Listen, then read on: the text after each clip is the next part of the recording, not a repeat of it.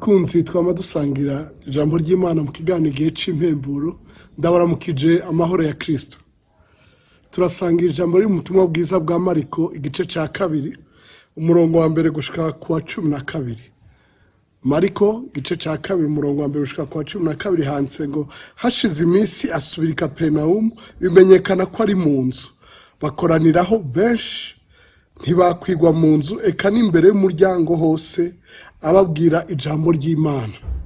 Haza bazanye ikimuga bagiteruye ari bane babuze ingene bamushikira ku bw'ishengero basambura inzu hejuru y'ahatumbereye bahejeje kuhatobora urukizamwo inderuzo iryamyemwo ico kimuga.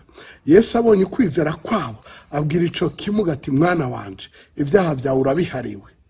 Ariko hariho abanyabwenge vyanditswe bamwe bicayeho biburanya mu mitima bati niki gitumye uyavuga atyo ararogose. Ninde ashobora guharira ivyaha atari umwe niwe Mana.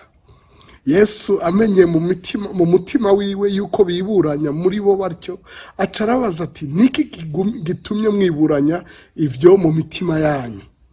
Icoroshe nikihe nukubarira ikimuga nti uhariwe ivyaha vyawe canke nukukibarira ntivyuka wikorera inderuzo yawe ugende.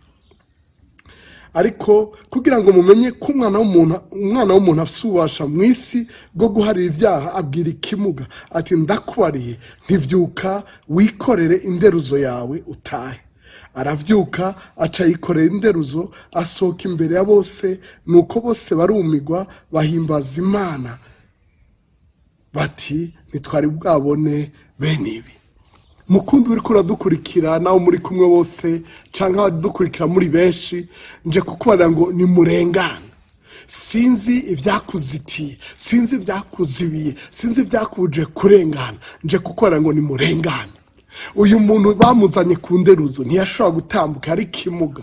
Yarateruwe n'abandi barinda no gutobora amategura hejuru kugira ngo bamushikane aho Yesu ari. Muga mu gusohoka ngo asohoka imbere ya bose asohoka bose babona. Ivyo tubiziyo abanyacubahiro baje nibo binjira nyuma bagasohoka mbere. Uyu wewe yarabuze nahaca muga mu gusohoka kubw'ico Yesu yaraje kumukorera yararenganye arengana bose bamubona asohoka imbere ya bose bamubona. Ndakwifurije kuronka igitangaza kiva kuri Yesu. Kubera iki? Kuko wahariwe ivyaha. Uyu yarababariwe kandi kuko akora ibitangaza gushika n'ubu. Yaravuze ngo data arakora nanje ndakora gushika n'ubu.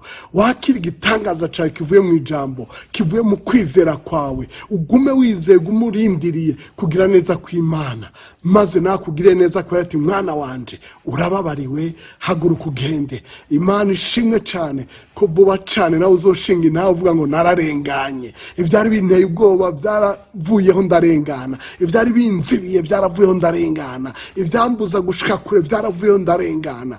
Ndasubiye ndakubare ni murengane. Nkundira ndabikubarire nk'umunyacubahiro nk'umwubahwa ni murengane. Iri jambo dodore umutima wawe, ridodore mu vyiyumviro vyawe, urengane aho hose umwasi yaravuze ngo ntuzorengana. Imana iguhezagire ushishikare kuryoherwa ijambo ry'Imana, kuryiyumvirako no kuririmburako no gusenga no kumviriza ico mpwemu yarakubarira. Uragahezagirwa wowe n'abawe n'ivyawe aho uri hose. Murakoze kudutega yombi.